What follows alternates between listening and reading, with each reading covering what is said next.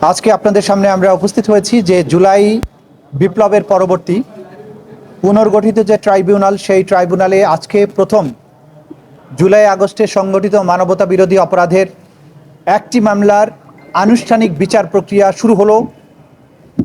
আমরা সেই মামলায় ফর্মাল চার্জ অর্থাৎ আন্তর্জাতিক পরিমণ্ডলে যেটাকে ইন্ডাইটমেন্ট বলা হয় সেটা আমরা দাখিল করেছি। সেই দাখিল করার মাধ্যমে আদালত সেই ইন্ডাইটমেন্ট বা ফর্মাল চার্জের ভিত্তিতে আসামিদের বিরুদ্ধে অভিযোগ বিচারের জন্য আমলে গ্রহণ করেছেন।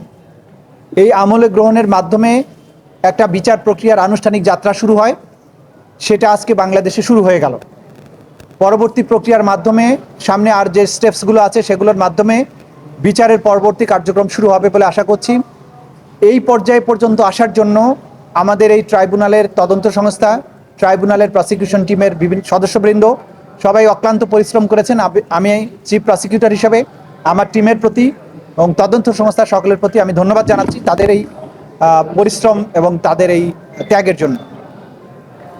আমরা যে মামলাটিতে আজকে ফর্মাল চার্জ দাখিল করে যেটার ভিত্তিতে আদালত অপরাধ বিচারার্থে আমলে গ্রহণ করেছেন সেটি হচ্ছে জুলাই 5ই আগস্টে রাজধানীর চানখার পুল এলাকায় 6 জন তরুণকে যারা মার্চ টু ঢাকা কর্মসূচির অংশ হিসাবে ঢাকা শহরে প্রবেশ করে তারা এই মামলা এই জুলাই বিপ্লবকে সফল করার জন্য এসেছিলেন, তাদেরকে খুব কাছ থেকে চাইনিজ রাইফেলের গুলির মাধ্যমে পুলিশ হত্যা করেছে। আজকে যাদের বিরুদ্ধে বিচারের আনুষ্ঠানিক যাত্রা শুরু হয়েছে তারা হচ্ছেন ঢাকা মহানগরীর ডিএমপির যে সাবেক পুলিশ কমিশনার হাবিবুর রহমান সহ পুলিশের বিভিন্ন পর্যায়ের কর্মকর্তা 8 জনের বিরুদ্ধে বিচার প্রক্রিয়া শুরু হয়েছে। কারণ হলো এই ঘটনার সাথে যারা যারা সম্পৃক্ত তাদেরকে আমরা এখানে আসামি করেছি। এই ঘটনায় অনেক পুলিশ হয়তো জড়িত ছিল, সবাইকে কিন্তু আমরা আসামি শ্রেণীভুক্ত করি নাই। এটার যুক্তি হচ্ছে যে যারা সরাসরি চাইনিজ রাইফেল ব্যবহার করে মানুষকে হত্যা করেছে, ভিডিও ফুটেজে যাদেরকে আইডেন্টিফাই করা গেছে তাদেরকে আমরা বিচারের জন্য সোপর্দ করেছি। পাশাপাশি তাদের যারা সুপিরিয়র কমান্ডার ছিল অর্থাৎ ঢাকা মহানগরীর পুলিশ কমিশনার হাবিবুর রহমান, সুদীপ কুমার এবং ইমরুল, এই সমস্ত যারা সরাসরি নির্দেশ দিয়ে মানুষকে হত্যা করেছিলেন, যারা উপস্থিত থেকে নির্দেশনা দিয়েছেন, যারা পাশে থেকে ফ্যাসিলিটেট করেছেন, এই সমস্ত লোকদেরকে আমরা বিচারের জন্য আজকে সোপর্দ করেছি। এই মামলাতে বিভিন্ন ডকুমেন্ট আমরা দাখিল করেছি। শেখ হাসিনার পক্ষ থেকে যে নির্দেশনা দেওয়া হয়েছিল লিথাল ওয়েপন ব্যবহারের, সেই ভয়েস শেখ হাসিনা বিভিন্ন ব্যক্তির সাথে কনভারসেশনের মাধ্যমে যে শক্তি প্রয়োগ, লিথাল ওয়েপন ব্যবহার করে বিক্ষোভকারীদেরকে হত্যা করার যে নির্দেশ দিয়েছিলেন সেগুলো আমরা এখানে দাখিল করেছি। কিন্তু তাকে এই মামলাতে সরাসরি আসামি করা হয়নি, কারণ তার বিরুদ্ধে সেপারেটভাবে চার্জশিট দাখিল হয়েছে এবং সেখানে তার বিরুদ্ধে আলাদাভাবেই আনুষ্ঠানিক অভিযোগ অর্থাৎ ফর্মাল চার্জ দাখিল করা হবে। এটা ছিল আজকের প্রসিডিংস।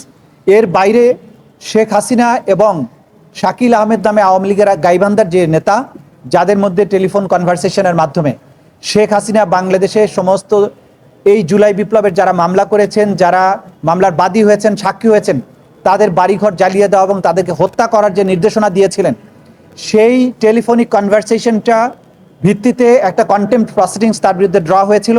আজকে সেই কন্টেম্পট প্রসিডিংসেরও ফার্দার শুনানি ছিল। সেটা শুনানি অন্তে আগামী 3রা জুন এটার পরবর্তী আদেশের জন্য ধার্য করা হয়েছে। যে কন্টেম্পট প্রসিডিংসে সাধারণত নোটিশ জারি হওয়ার পরে পত্রিকাতে বিজ্ঞপ্তি দেওয়ার প্রয়োজন হয় না, কিন্তু স্বচ্ছতার স্বার্থে, আন্তর্জাতিক মানদণ্ড রক্ষা করার স্বার্থে কেউ যাতে প্রশ্ন তুলতে না পারেন সে কারণেই এই আসামিদেরকে কন্টেম্পট প্রসিডিংসে হাজির হওয়ার ব্যাপারে পত্রপত্রিকায়, দুটো বহুল প্রচালিত পত্রিকায় বিজ্ঞপ্তি দিয়ে তাদেরকে আদালতে হাজির হওয়ার জন্য নির্দেশ যেটা দিয়েছেন সেটার নোটিফিকেশন আকারে পত্রিকা ছাপার নির্দেশ দিয়েছেন। সেটাও আগামী 3 তারিখে ফার্দার আদেশের জন্য আসবে এবং সেদিন যদি তারা হাজির না হন, তাদের আইনজীবীর মাধ্যমেও যদি জবাব না দেন, তাহলে আদালত এই ব্যাপারে পরবর্তী আদেশ প্রদান করবে। আপনি জুলাই আগস্টের গণহত্যা নিয়ে কিছু কথা বলছেন, আমরা আওয়ামী লীগের সামগ্রিক 16 বছরের নিঃসঙ্গতার ইতিহাস সেটা তুলে ধরছেন, কি বলতে চেয়েছিলেন? আমরা যেটা বলেছি, আওয়ামী লীগের জন্ম থেকে শুরু করে যতদিন তারা বাংলাদেশের শাসন ক্ষমতায় ছিলেন তাদের পুরো কর্মকাণ্ডের পেছনের ইতিহাসটা তুলে ধরা হয়েছে।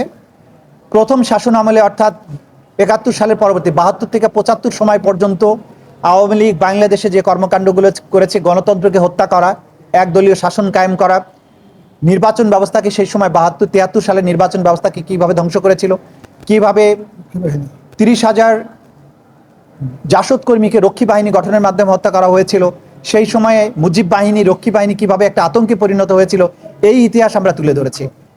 দ্বিতীয় পর্যায়ে এসে 2009 থেকে 2024 পর্যন্ত সময়ে আওয়ামী লীগ কীভাবে ক্রমান্বয়ে একটার পর একটা রাষ্ট্রীয় প্রতিষ্ঠানকে ধ্বংস করেছে, বিচার ব্যবস্থাকে ধ্বংস করা, নির্বাচন ব্যবস্থাকে ধ্বংস করা, অর্থ ব্যবস্থাকে ধ্বংস করা, দুর্নীতিটাকে প্রাতিষ্ঠানিক রূপ দেয়া, গুম খুনকে একটা কালচারে পরিণত করা, মানুষের ভয়েসকে কিভাবে সাইলেন্ট করে দেওয়া যায় সেটার জন্য গুম খুন, ডিজিটাল নিরাপত্তা আইনকে কিভাবে ব্যবহার করা হয়েছে, প্রতিরক্ষার দিক থেকে বাংলাদেশে ধ্বংস করার জন্য পিলখানা হত্যাকাণ্ডের মাধ্যমে সেনাবাহিনীর চৌকস অফিসারদেরকে হত্যা করা এবং প্রতিরক্ষা বাহিনীর মেরুদণ্ডকে ভেঙে দেয়া, ধর্মীয় মূল্যবোধে বিশ্বাসী লোকেরা যাতে ভয়েস রেজ করতে না পারে শাপলা চত্বরের গণহত্যার মাধ্যমে তাদেরকে সাইলেন্ট করেছে। এইভাবে এই পেছনের পটভূমিকাটা তুলে আনা হয়েছে এই মামলাতে, কারণ এই মামলায় এই পটভূমিটা অসম্ভব রেলেভেন্ট এবং গুরুত্বপূর্ণ।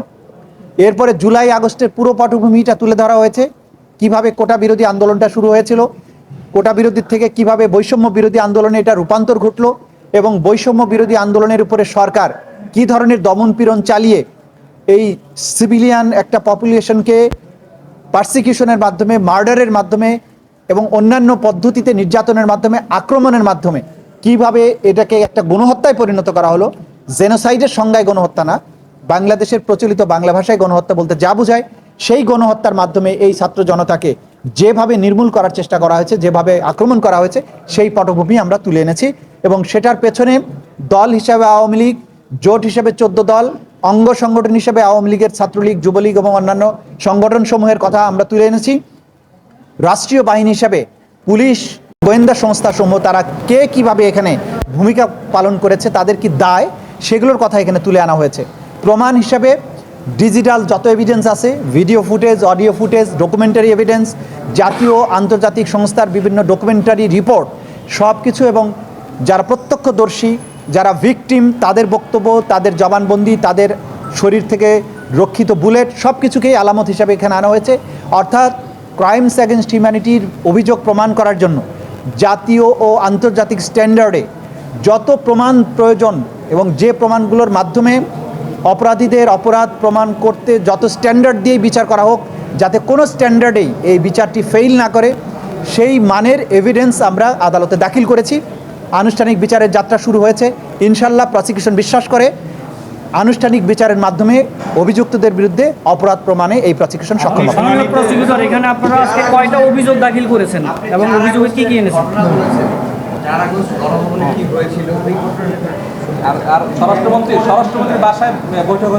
আচ্ছা, আমরা যেটা বলেছি 4 এবং 5 তারিখে যে সমস্ত ঘটনা নেপথ্যে ঘটেছে সেগুলো বর্ণনা দিয়েছি। বিশেষভাবে 5ই আগস্ট ক্ষমতা ছাড়ার আগ মুহূর্ত পর্যন্ত আসামি শেখ হাসিনা কিভাবে ছাত্র জনতাকে হত্যা করে নির্মূল করার ব্যাপারে অনড় ছিলেন সেই কথাগুলো তুলে ধরেছি। বিভিন্ন বাহিনীর প্রধানদের সাথে তার কী ধরনের কনভারসেশন হয়েছে সেগুলো তুলে ধরেছি। সেনাবাহিনী তাকে শক্তি প্রয়োগ থেকে বিরত রাখার চেষ্টা করেছে সেগুলো আমরা বলেছি। সেনাপ্রধান নিরস্ত্র মানুষের উপর গুলি চালাতে রাজি হননি সেটা তুলে ধরেছি। শেখ হাসিনা পুলিশের কাজের প্রশংসা করেছেন এই জন্য যে পুলিশ গুলি করে মানুষ মেরেছে।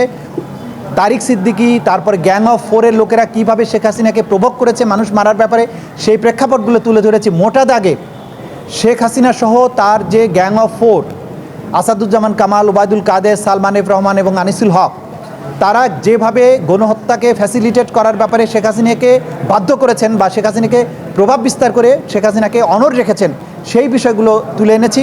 শেষ পর্যন্ত বিশেষ করে সেনাবাহিনীর ভূমিকার কারণে তিনি 5ই আগস্ট যে আর গণহত্যা চালাতে পারেননি, এই প্রসঙ্গগুলো আমরা আদালতে ডকুমেন্টারি এভিডেন্সের মাধ্যমে তুলে ধরেছি। আপনি শুনানিতে বলেছেন যে সাবেক মেয়র তাপস এবং ঢাকা ইউনিভার্সিটির শিক্ষক সমিতির সভাপতি ভিসি মাকসুদ কামালের সাথে ফোন কল রেকর্ড জমা দেওয়া হয়েছে। এই ফোনে আসলে শেখ হাসিনা কী বলেছিলেন? আচ্ছা, এই সবগুলো কলের মোটা দাগের কথা হচ্ছে এখানে তিনি যে আইনশৃঙ্খলা রক্ষাকারী বাহিনীকে লেথাল ওয়েপন ব্যবহার করতে বলেছেন এবং তাদেরকে নিশ্চিহ্ন করার কথা বলেছেন, সেই কথাগুলো রিপিটেডলি এই কল রেকর্ডের মাধ্যমে নিশ্চিত হওয়া গেছে। সেই কারণে এটা দাখিল করা হয়েছে এবং দাখিল করার আগে এগুলোর ফরেন্সিক করা হয়েছে। সেগুলো এআই জেনারেটেড না, সেগুলো জেনুইন কণ্ঠস্বর কিনা সেজন্য ভয়েস দুই পক্ষেরই ভয়েস নিয়ে সেগুলোকে ডিজিটাল ফরেন্সিক ল্যাবে পরীক্ষা করে কনফার্ম হওয়া গেছে যে এই ভয়েসগুলো তাদেরই। এই কারণে এগুলো আমরা দাখিল করেছি এবং এগুলো হচ্ছে তাদের অপরাধ সংগঠনের নির্দেশ দেওয়ার অকাট্য প্রমাণ। Thank you. এই পর্যন্ত আজকে কয়টা অভিযোগ দাখিল করেছেন? মূলত আজকে যেটা ফর্মাল চার্জ দাখিল হয়েছে সেখানে চানখারপুলের 6 জনকে হত্যা করার একটাই অভিযোগ। এই অভিযোগে আসামি যে 8 জন তাদের দায় ডিফারেন্টভাবে চিত্রায়িত হয়েছে। কেউ কমান্ড রেসপন্সিবিলিটিতে, সুপিরিয়র রেসপন্সিবিলিটিতে, কেউ সরাসরি নির্দেশনায়, কেউ অ্যাবেটমেন্টে, কেউ পার্টিসিপেশনে, এইভাবে বিভিন্ন রেসপন্সিবিলিটিতে বিভিন্ন ক্যাটাগরিতে তারা আসামি হয়েছেন এবং সেই অনুযায়ী তাদের বিরুদ্ধে সাক্ষ্য প্রমাণ উপস্থাপন করা হবে। পরের প্রক্রিয়াটা একটু বলে দেন, এরপরের থেকে না, এরপরে যেটা হচ্ছে যেহেতু তাদের বিরুদ্ধে ফর্মাল আজকে কগনাইজেন্স নেওয়া হয়েছে, তাদের বিরুদ্ধে গ্রেপ্তারি পরোয়ানা জারি হয়েছে, তাদেরকে উপস্থিত করার জন্য তারিখ নির্ধারণ হয়েছে। সেই দিন আসামি যদি সবাই উপস্থিত না থাকে, যারা পলাতক আছে তাদের ব্যাপারে আইন অনুযায়ী যে ব্যবস্থা গ্রহণ করা দরকার, পলাতক আসামিদের ব্যাপারে পত্রপত্রিকায় বিজ্ঞপ্তি দেওয়ার বিষয় থাকবে, সেগুলো সেদিন আদেশ দেবেন বলে আমরা আশা করছি। আপনি একটা জিনিস কোর্টে বলেছেন ওই যে 5 আগস্ট এবং 4 আগস্টের বিষয়ে, ওই সেক্ষেত্রে ক্ষমতা ছাড়তে না করার বিষয়গুলো, কারণ এগুলো যেহেতু প্রথমবার হিস্ট্রিক্যালভাবে ট্রাইব্যুনালে আসলো, তো এটার আনুষ্ঠানিকতা পেলো। আমরা একটু পায়ে ধরে কান্নার কথা বলছিলেন, এটা কি বলতে নাকি 5 আগস্ট? আমরা বাকি বিষয় নিয়ে আর কথা বলছি না, এগুলো যখন এভিডেন্স আমরা কোর্টে প্রডিউস করব তখন আপনারা ক্রমান্বয়ে জানতে পারবেন। Thank you.